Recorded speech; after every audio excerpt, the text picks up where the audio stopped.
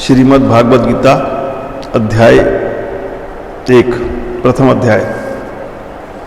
धृतराष्ट्र बोले, हे संजय, धर्म भूमि कुरुक्षेत्र में एकत्रित युद्ध की इच्छा वाले मेरे और पांडु के पुत्रों ने क्या किया? संजय बोले,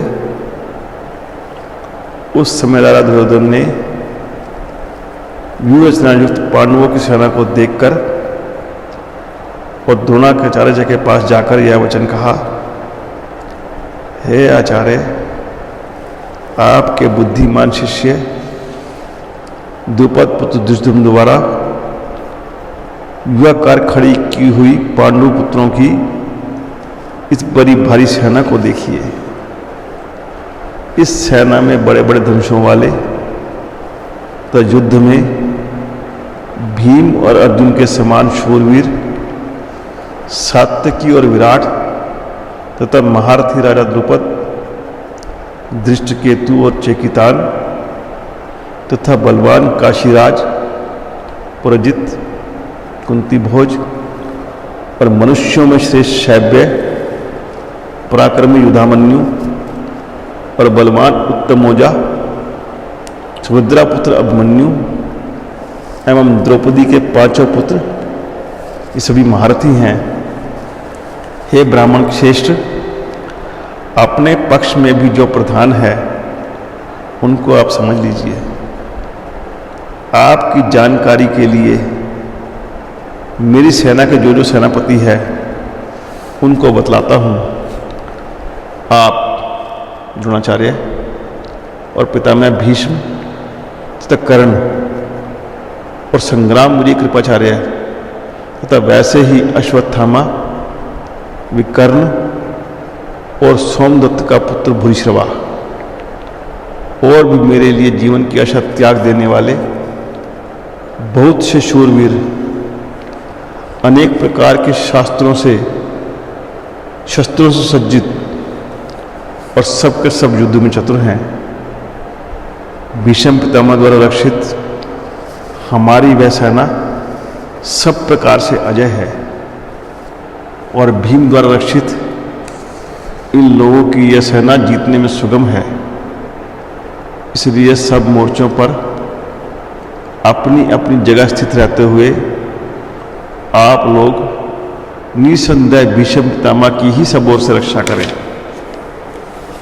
कौरवों में वृद्ध बड़े प्रतापी पितामह भीष्म ने उस दुर्योधन के हर्ष में हृदय में हर्ष उत्पन्न करते हुए उच्च स्वर से सिंह की दहाड़ के समान गरज कर शंख बजाया।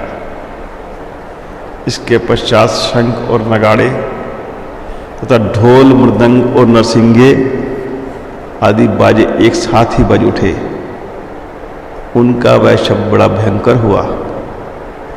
इसके अनंतर सफेद घोड़ों से युक्त उत्तम रथ में बैठे हुए श्री कृष्ण महाराज और अर्जुन ने भी अलौकिक शंख बजाए। श्री कृष्ण महाराज ने 5 जन्य नामक, अर्जुन ने देवदत्त नामक और भयानक कर्म वाले भीमसेन ने पुंड्र नामक महाशंख बजाया। कुंती पुत्र राजा युधिष्ठिर ने अनंत विजय नामक और नकुल और सहदेव ने सुघोष और मणिपुष्पक नामक शंख बजाए। शेष धनुष वाले काशीराज और महारथी शिखंडी एवं धृष्टद्युम्न तथा राजा विराट और अजय सात्यकी, राजा द्रुपद और द्रौपदी के पांचों पुत्र और बड़ी भुजा वाले सुभद्रा पुत्र अभिमन्यु, इन सभी ने हे राजन सब ओर से अलग अलग शंख बजाए और उस भयानक शब्द ने आकाश और पृथ्वी को भी गुंजाते हुए धृतराष्ट्र के अर्थात आपके पक्ष वालों का हृदय उद्दीर्ण कर दिए। अर्जुन बोले, हे राजन, इसके बाद कपिध्वज अर्जुन ने मोर्चा बांधकर डटे हुए धृतराष्ट्र संबंधियों को देखकर उस शस्त्र चलने की तैयारी के समय धनुष उठाकर ऋषि के श्री भगवान महाराज वचन से ये कहा, हे अच्युत, मेरे रथ को दोनों सेनाओं के बीच में खड़ा कीजिए। जब तक मैं युद्ध क्षेत्र में डटे हुए युद्ध के अभिलाषी विपक्षी योद्धाओं को भली प्रकांति देख ना लूँ कि इस युद्ध रूप व्यापार में मुझे किन किन के साथ युद्ध करना योग्य है, तब तक उसे खड़ा रखिए। दुर्बुद्धि दुर्योधन का युद्ध में हित चाहने वाले जो ये राजा लोग इस सेना में आए हुए हैं, उन युद्ध करने वालों को मैं देखूंगा। संजय बोले, हे धृतराष्ट्र, अर्जुन द्वारा इस प्रकार कहे हुए महाराज श्री कृष्ण ने दोनों सेनाओं के बीच भीष्म और द्रोणाचार्य के सामने तथा संपूर्ण राजाओं के सामने उत्तम रथ को खड़ा करके इस प्रकार कहा कि हे पार्थ, युद्ध के जुटे हुए इन कौरवों को देख। इसके बाद प्रथापुत्र अर्जुन ने उन दोनों ही सेनाओं के में स्थित ताऊ चाचों को, दादों परदादों को, गुरुओं को, मामाओं को, भाइयों को, पुत्रों को, पोत्रों को तथा मित्रों को, ससुरों और सुहृदों को भी देखा। उन उपस्थित संपूर्ण बंधुओं को देखकर वे कुंती पुत्र अर्जुन अत्यंत करुणा से युक्त होकर शोक करते हुए ये वचन से बोले। अर्जुन बोले, हे कृष्ण, युद्ध क्षेत्र में डटे हुए युद्ध के अभिलाषी इस स्वजन समुदाय को देखकर मेरे अंग शिथिल हुए जा रहे हैं और मुख सूखा जा रहा है तथा मेरे शरीर में कंप और रोमांच हो रहा है। हाथ से गांड धनुष गिर रहा है और त्वचा भी बहुत जल रही है तथा मेरा मन भ्रमित सा हो रहा है, इसलिए मैं खड़ा रहने को समर्थ नहीं हूँ। हे केशव, मैं लक्षणों को भी विपरीत ही देख रहा हूँ, तो युद्ध में स्वजन समुदाय को मारकर कल्याण भी नहीं देखता। हे कृष्ण, मैं न तो विजय चाहता हूँ और न राज्य तथा सुखों को। हे गोविंद, हमें ऐसे राज्य से क्या प्रयोजन है अथवा ऐसे भोगों और जीवन से भी क्या लाभ है। हमें जिनके लिए राज्य, भोग और सुख आदि अभिष्ट है, वे ही ये सब धन और जीवन की आशा को त्याग कर युद्ध में खड़े हैं। गुरुजन, ताऊ चाचे, लड़के और उसके दादे, मामे, ससुर, पौत्र, साले और भी संबंधी लोग हैं। हे मधुसूदन, मुझे मारने पर भी अथवा तीनों लोगों के राज्य के लिए भी मैं इन सबको मारना नहीं चाहता। फिर पृथ्वी के लिए तो कहना ही क्या है। हे जनार्दन, धृतराष्ट्र के पुत्रों को मारकर हमें क्या प्रसन्नता होगी। इन अतइयों को मारकर तो हमें पाप ही लगेगा। अतएव हे माधव, अपने ही बांधव धृतराष्ट्र के पुत्रों को मारने के लिए हम योग्य नहीं हैं, क्योंकि अपने ही कुटुंब को मारकर हमें कैसे सुख प्राप्त होगा।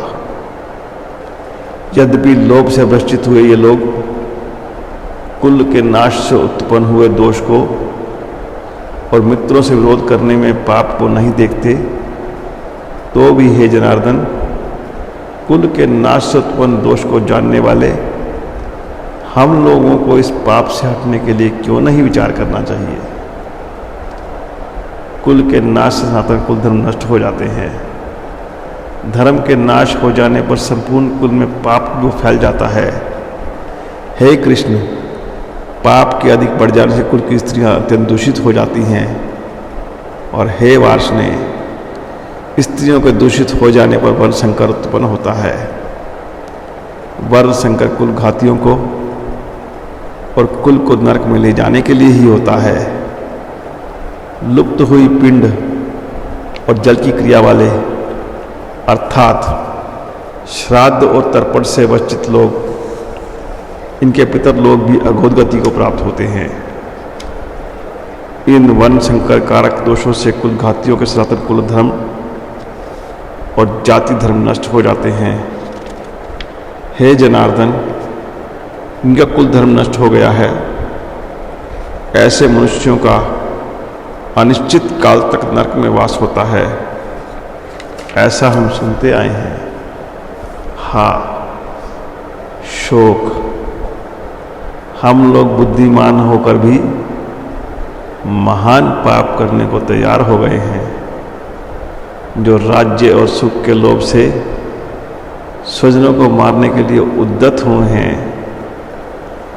यदि मुझ शस्त्र रहित एवं सामना न करने वाले को शस्त्र हाथ में लिए हुए धृतराष्ट्र के पुत्र रण में मार डालें, तो वह मारना भी मेरे लिए कल्याणकारी होगा। संजय बोले, रणभूमि में शोक से उद्विग्न मन वाले अर्जुन इस प्रकार कहकर बाण सहित धनुष को त्याग कर रथ के पिछले भाग में बैठ गए। यह था श्री कृष्ण अर्जुन संवाद अर्जुन विशाल योग नामक प्रथम अध्याय।